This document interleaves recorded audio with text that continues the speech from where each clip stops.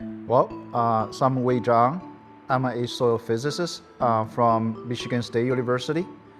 I study environmental pollutant.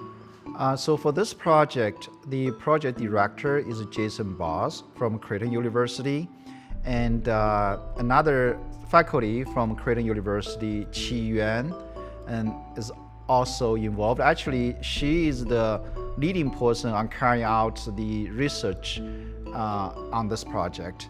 And then on the MSU side, myself and Hui Li, who is a environmental soil chemist, are involved, and our PhD student Romeli Benedict is also doing a lot of amazing computational work with this project. So in this project, we're working on using pyrogenic carbon materials as a sorbent for prion. So some of you may know prions. It is infectious proteinaceous particle that can infect animals. So we're hoping that using carbon sorbent to immobilize prions so they cannot be available to animals. Actually, the way we got into this research is very exciting, at least exciting to me, because we were asked to be involved. I think because the folks in the animal health area recognize the importance of environmental factors in determining the spread of this disease in the environment. So they ask us whether soil properties play any role on the persistence of the prion in the environment, whether it play any role in the infectivity of the prion in the environment. And so that's how we got involved. And one of the particular question was whether certain metal concentration in the soil going to have any effect on the persistence and the infectivity of prions. So that's how we got involved. And then as we study this further, we figured not only we need to understand what are the factors influence the persistence and spread, as well as the infectivity of a prion in the environment, we also need to develop ways to mitigate the risk from prion. So that's how we are working on this project, by looking at a pyrogenic carbon materials. So those materials can be quite common. For example, the charcoal we use for barbecue in the summer can be considered as a pyrogenic carbon materials, or biochar, which can be produced from a biomass, is also pyrogenic materials.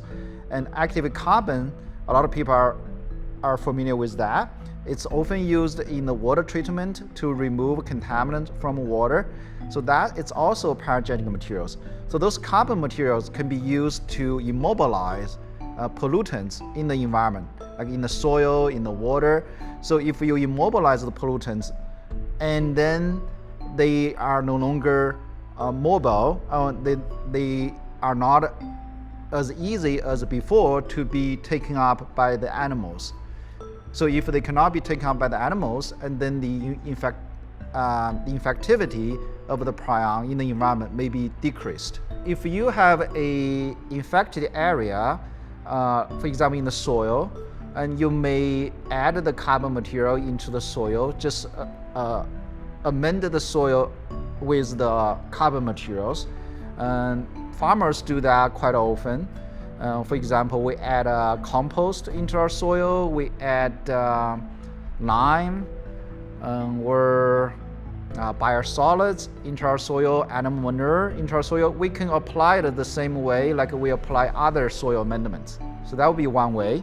And then in the captive animal populations, like in the animal farms, we could even use the carbon materials as a bedding materials.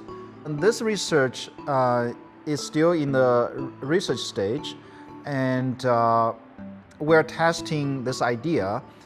If our hypothesis, like our idea, holds true, and then we can develop the mitigation technique that could be used in Michigan or nationwide or anywhere you found this problem. People recognize that the presence of the prion in the environment is important because animals get infected by taking contaminated soils or water.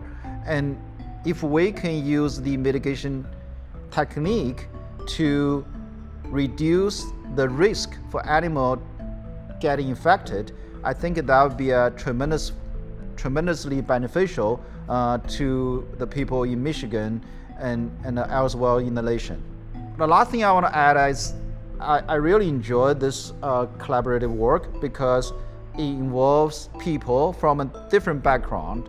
So that's very exciting. The other thing I would like to say is actually training our students is also very important because we feel the most important investment we can have is on people. If we can train next generation professionals and scientists and to solve this problem, I think that will be hope for this to be solved. And I have seen tremendous progress on our students over the time with this project. So we have students building molecular simulations, computer models to predict how protein binds to surfaces like carbon surfaces. So that's really very intriguing and interesting work because then we can hope by understanding those basic knowledge, and then we can translate that into practical solutions.